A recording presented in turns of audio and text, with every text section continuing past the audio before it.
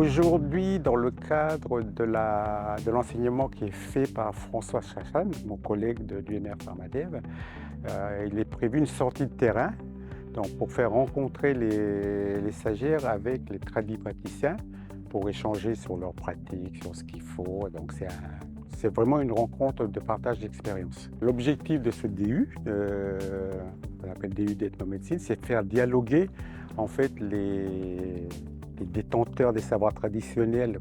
J'aime pas trop le terme tradipraticien, mais c'est les détenteurs de remèdes traditionnels avec les professionnels de santé. Parce qu'on s'est aperçu qu'il y a des incompréhensions quand on va à l'hôpital.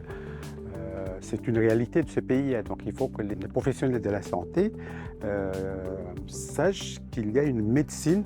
Il y a plusieurs médecines. Il y a la médecine traditionnelle kanak, mais il y a d'autres médecines qui existent ici. Donc il faut qu'ils prennent en compte dans leur pratique. Voilà, c'est ça le but, c'est de sensibiliser en fait les gens. C'est ouvert à tout le monde.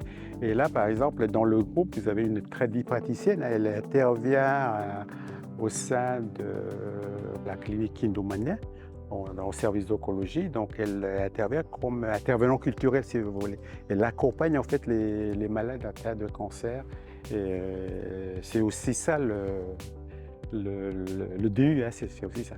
La médecine traditionnelle, les savoirs ancestraux sont des savoirs légitimes.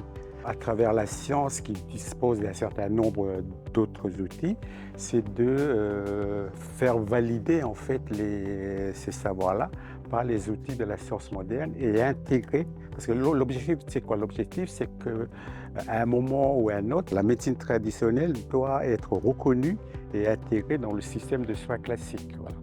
Alors là, par exemple, actuellement, on n'a pas de pharmacopée calédonienne. Et tout ce qu'on fait, une partie de ce qu'on fait nous en laboratoire, permet de confirmer en fait les savoirs ancestraux et ensuite de pouvoir les intégrer dans une pharmacopée calédonienne. Donc ça, c'est un exemple. Mais aussi, les savoirs traditionnels permettent d'avoir des pistes de recherche pour la mise en place sur le marché, peut-être, je dis bien peut-être, d'un médicament futur, etc. Donc, c'est des pistes de recherche et pour ça, il faut qu'on bosse ensemble.